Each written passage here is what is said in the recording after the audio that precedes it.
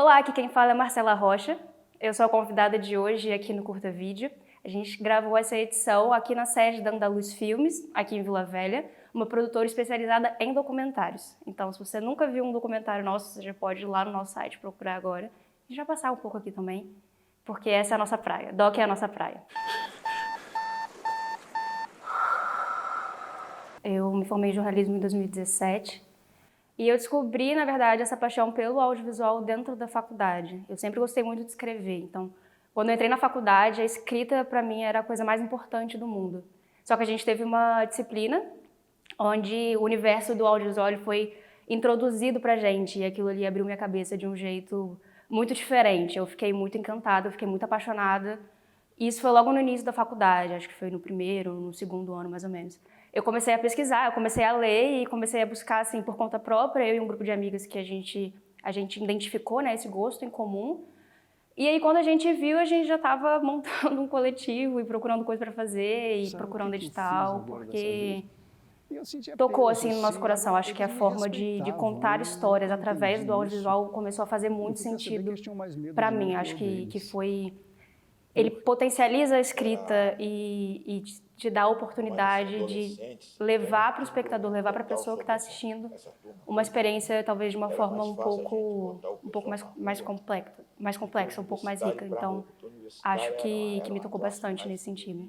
E aí, mais para frente, com o passar dos anos, no final da faculdade, a gente conseguiu fazer 2 curtas com o canal Futura, no edital que eles lançaram, sobre educação e enfim, práticas diferentes, né, dentro do universo educacional.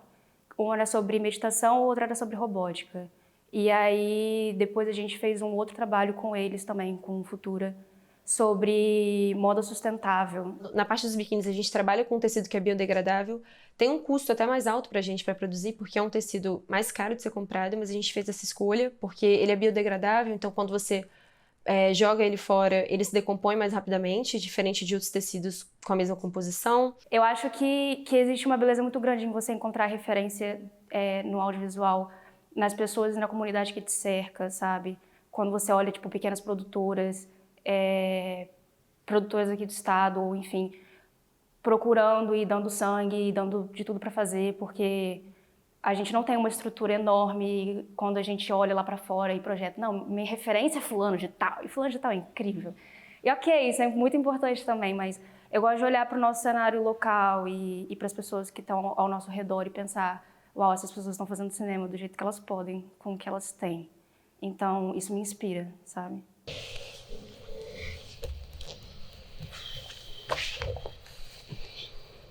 Primeiro de abril foi o dia mais cruel que já me deram em toda a minha vida.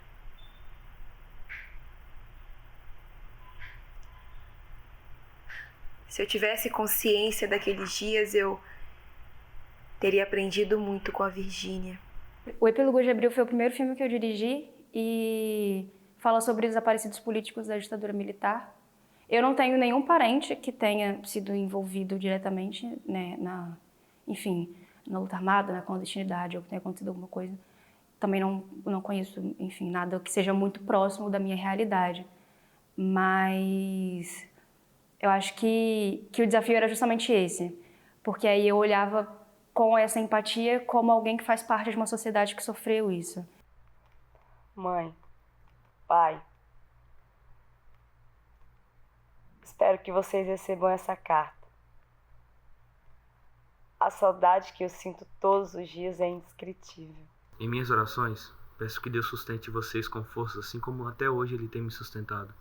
Obviamente eu não posso falar com essas pessoas, eu não tenho contato com elas.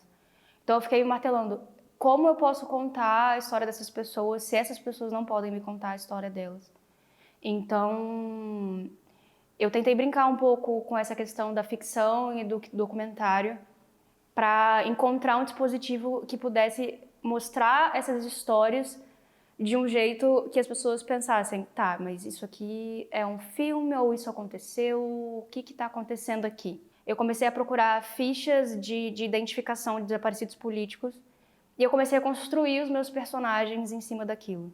Então, aquele personagem existiu como uma única pessoa, não. Mas ele existiu, porque não tem nada na história dele que não tenha acontecido de fato com alguém. Meu nome é Gabriela, eu tenho 20 anos e eu vim fazer o teste para Dora. Meu nome é Fagner, eu tenho 19 anos. Meu nome é Vitor Camilo, tenho 24 anos. E eu vim fazer o teste pro Antônio.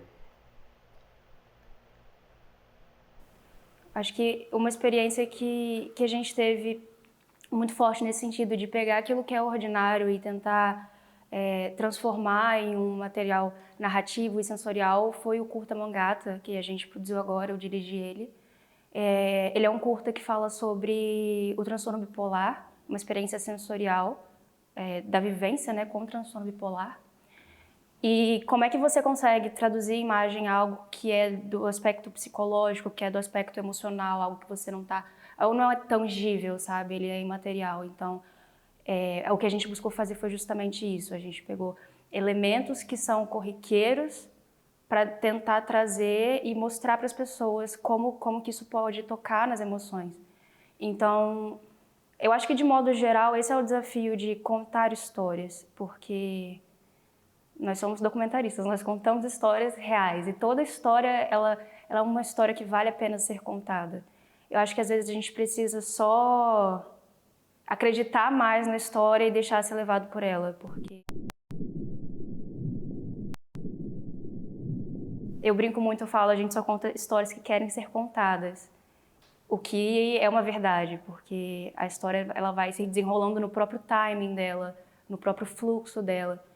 Então, você estar atento a isso e estar sensível a isso é fundamental. Então, eu acho que o que você consegue transformar esse estou olhando algo para estou contando essa história é o tanto que você se permite estar nesse lugar. Então, o quanto eu me permito sentir essa dor ou o quanto eu me permito sentir essa alegria. Eu acho que eu volto no exemplo do Mangata porque foi o último curta que eu dirigi e ele é um curta absurdamente pessoal, porque eu fui diagnosticado com transtorno bipolar também, então desde o início eu já sabia que era algo que ia mexer comigo de uma forma diferente dos outros, mas tem uma música que eu gosto muito que ela diz: torne o meu sofrimento em testemunho, então eu acho que é alguma coisa nesse sentido. É uma música dos Arrais. Nunca abracei meu pai, nunca mamei na minha mãe quando era novo. Eu acho que o Acerca da Pele é um filme que ele toca muito esse ponto do social com o psicológico ao mesmo tempo, porque a gente está falando de pessoas que viveram isoladas por muito tempo, por conta, enfim, de uma doença e de toda a política do governo daquela época. E do dia que eu cheguei aqui, ele falou assim: dona Nadir, o médico falou, agora a senhora não vai sair mais daqui. Particularmente foi um filme difícil para gravar, assim, porque é uma realidade muito diferente daquela que eu estava acostumada. Acho que de todos os filmes que a gente gravou, provavelmente a realidade do Acerca da Pele era que mais estava descolada do que eu estou acostumada a ver. Não só porque é um pouco longe de onde a gente mora e tudo mais, mas por causa do ambiente quando você chega e a forma, enfim, aquilo que você vê quando você chega ali. E eu lembro muito, não teve uma gravação, eu acho que eu voltei para casa sem ficar pensando em tudo que eu tinha visto ou que eu tinha escutado. Porque eu não conseguiria viver dessa forma. E essas pessoas conseguiram, elas estão vivendo. A gente aprende muito.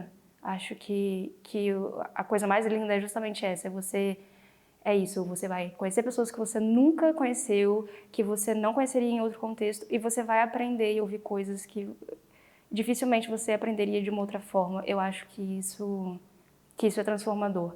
Eu acho que assistir documentário é transformador. Fazer documentário é mais transformador ainda. Então, é sempre uma experiência impactante, assim.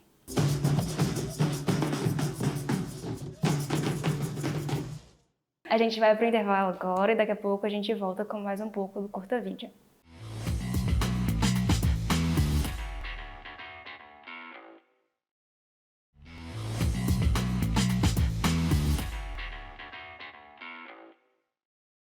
Olá, a gente está aqui de novo com o Curta Vídeo e eu vou mostrar para vocês agora o Traço Divino. O Traço Divino foi uma websérie que a gente gravou aqui na Andaluz Filmes. que fala um pouco sobre a arquitetura jesuítica e a colonização aqui no estado do Espírito Santo. A nossa história passa muito pela influência dos jesuítas e a arquitetura deles, a construção deles também. Então a gente ficou pensando em mostrar essa história, em mostrar essa beleza, porque de fato, cada detalhe torna tudo muito mais interessante e às vezes a gente não entende muito bem como aquele monumento foi parar ali, porque são igrejas tombadas, são patrimônios históricos, e às vezes nem mesmo a gente tem uma noção disso. A Igreja de Nossa Senhora da Ajuda resiste ao tempo com dificuldades, longe dos olhares de quase todos os capixabas, mas não da comunidade de Araçatiba, onde se escreve um novo capítulo na história daqueles que construíram e mantiveram de pé esse monumento.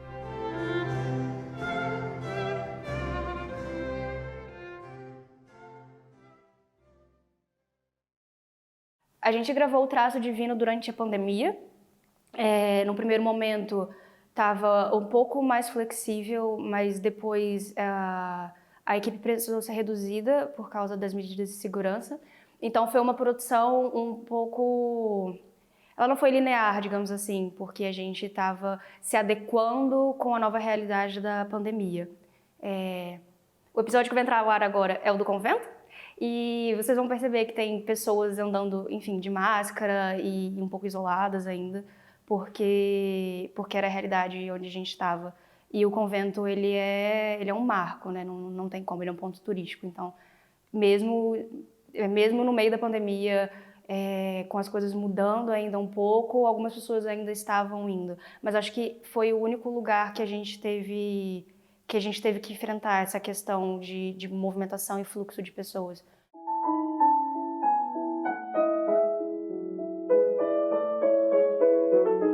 Fundado pelo Frei Pedro Palácios há mais de 450 anos, o convento de Nossa Senhora da Penha é uma joia da arquitetura sacra colonial brasileira. No topo de um penhasco cercado por Mata Atlântica, o convento garante uma imagem de cartão postal, tanto para quem está de frente quanto para quem está de costas para ele.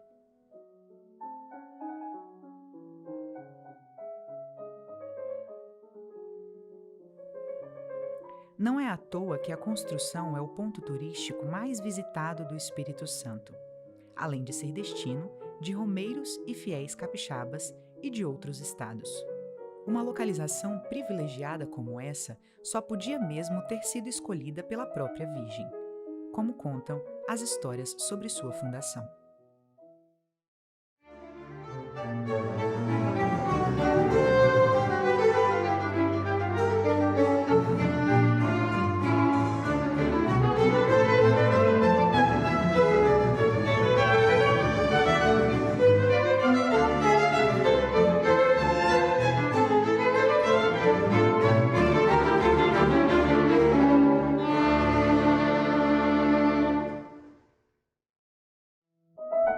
O Convento da Penha é um marco arquitetônico do período colonial brasileiro.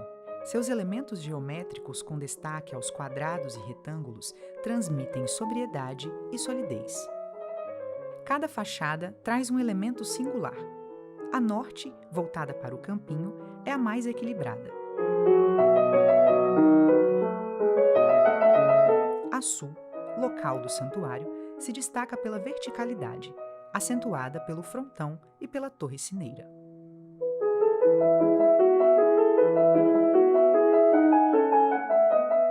Ao contrário do sóbrio exterior, a capela do convento enche os olhos pela riqueza de detalhes em preto e dourado.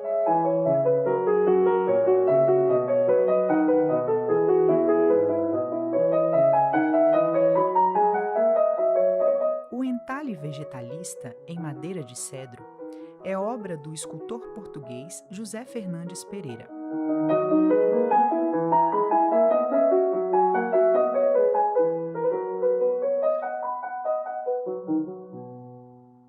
Já os elementos dourados são obra do escultor italiano Carlos Crepaz.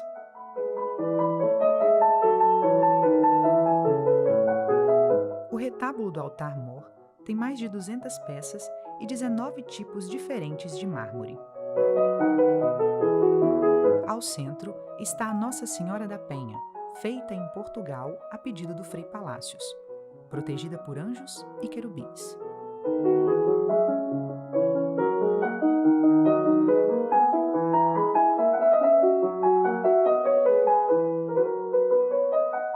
Após o restauro da imagem, em 2011, as vestes da padroeira passaram a ter as cores da bandeira do Espírito Santo. Em frente ao altar está o coro suspenso, também marcado pelos entalhes vegetalistas.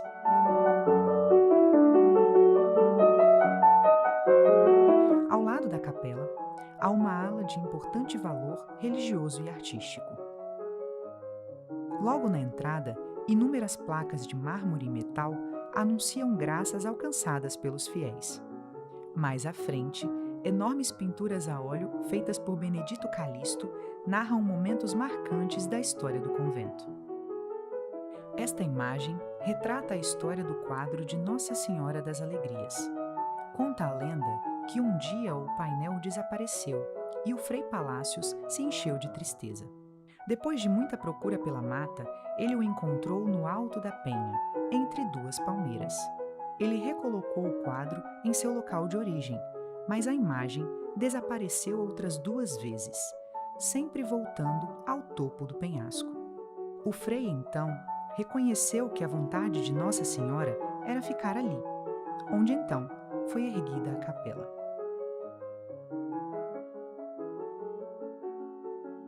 Uma das formas de acessar o convento é a Ladeira da Penitência, também conhecida como Ladeira das 7 Alegrias de Nossa Senhora.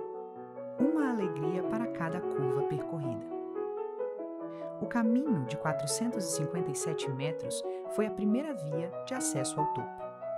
As pedras da ladeira foram assentadas por escravos, cuja participação na história do convento pode ser vista também na senzala, hoje em ruínas.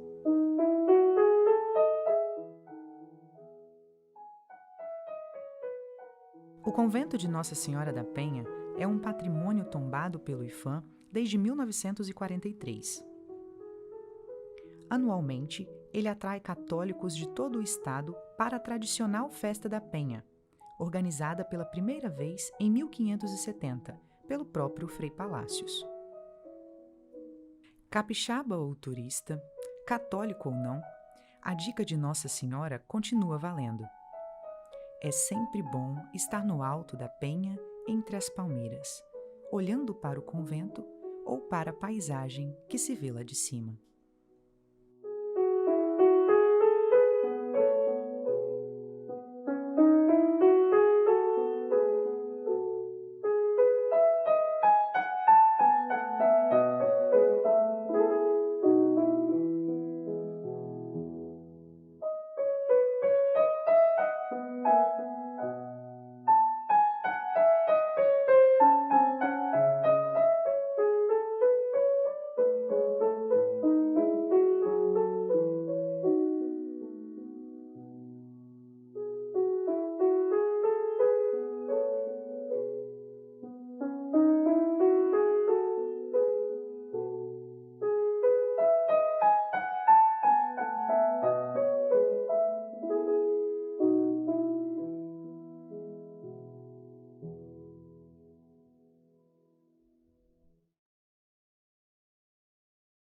A websérie ela tinha esse foco, essa tentativa de colocar o espectador dentro daquela igreja naquele momento e mostrar, você tá vendo isso daqui? Isso aqui significa tal coisa, ele simboliza tal coisa. E se você olhar para lá agora, então era uma tentativa mesmo de explorar essas igrejas por dentro, contar um pouco da história delas e mostrar essa beleza histórica de detalhes que não estão tão na cara assim, e às vezes a gente deixa passar porque a gente não conhece. Bom, aproveitando que a gente está aqui, vamos assistir agora o episódio dos Reis Magos. E se você ficou interessado na nossa websérie, você pode conferir lá no canal da Andaluz no YouTube. É Andaluz Filmes. No alto de uma colina em Nova Almeida, uma pequena igreja de palha se transformou num dos principais monumentos da arquitetura jesuítica no Espírito Santo. Erguida por tupiniquins que chegaram de Santa Cruz com o padre Anchieta, A Igreja de Reis Magos é um exemplo de simplicidade e simetria. A construção foi tombada pelo IPHAN em 1943 e guarda uma preciosidade da arte colonial brasileira.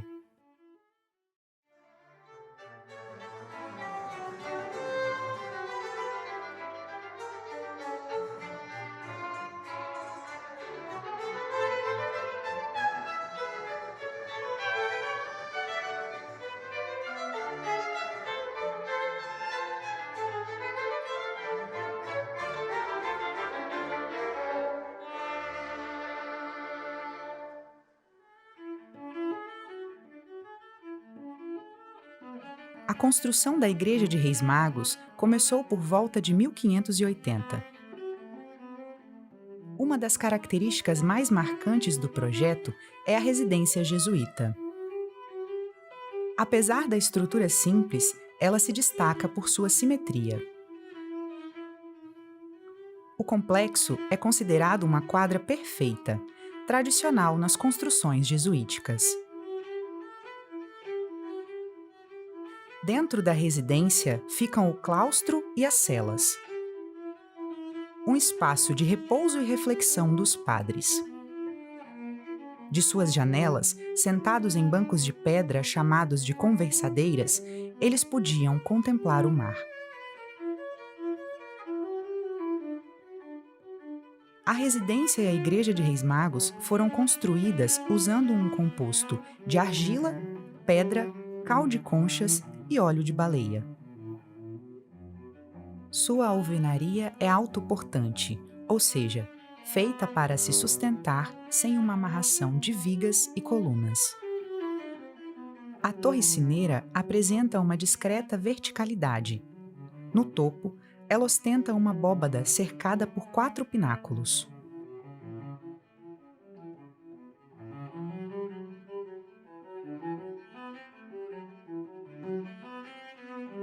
O frontão reto, em formato triangular, possui um óculo central, um pináculo em cada lateral e, no topo, uma cruz. Abaixo do frontão estão as 3 janelas do coro e a porta principal, que tem contornos feitos com pedra de liós, trazida nos barcos portugueses.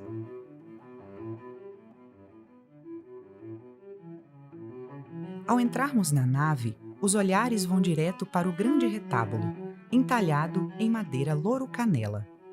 A obra, finalizada em 1701, traz elementos da fauna e da flora locais. As 4 colunas emolduram uma raridade, a pintura Adoração dos Reis Magos. Sua autoria é atribuída ao padre Belchior Paulo. Estudos apontam que a tela, do final do século XVI, seria a primeira pintura a óleo feita no Brasil. Do altar se pode ver o coro adornado pelas 3 janelas. Aqui há uma marca registrada das igrejas jesuíticas. Repare um pouco na imagem. O que você vê?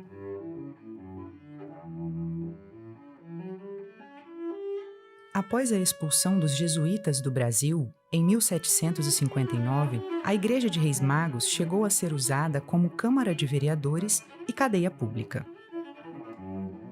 Uma lenda diz que há um túnel embaixo da igreja levando até o mar, mas nenhuma das reformas no prédio conseguiu encontrá-lo. É por essas histórias e pela memória da presença jesuíta que o Complexo de Reis Magos atrai tantos visitantes. São 25 mil turistas por ano.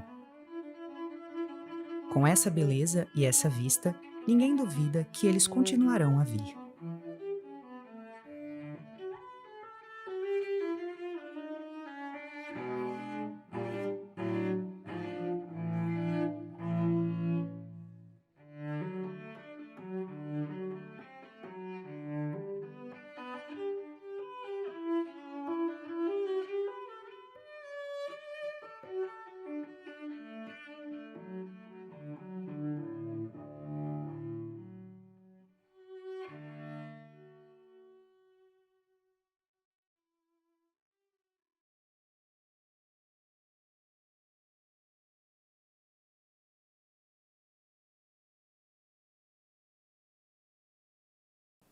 Eu lembro uma vez me perguntaram com o que eu trabalhava. Só que a pessoa era minha amiga, e eu falei, você sabe com o que eu trabalho? Ela, não, achei que você só fizesse documentário assim pro hobby. E eu achei isso, assim, um tanto quanto engraçado por causa da reação, mas isso me mostrou algumas coisas. Primeiro, é importante você ser apaixonado por aquilo que você faz, ao ponto das pessoas acharem, enfim, que você está se divertindo, porque você é apaixonado por isso. Por outro lado, eu fiquei pensando, as pessoas não fazem ideia do que é fazer cinema. Eu acho que elas não têm a dimensão e a magnitude do trabalho que de fato dá você fazer cinema, você fazer audiovisual, sabe? Não é simplesmente um hobby. Embora eu não conheça nenhuma pessoa que trabalhe com audiovisual que não seja extremamente apaixonada pelo que faz. E não deixeis cair em tentação, mas livrai do mal.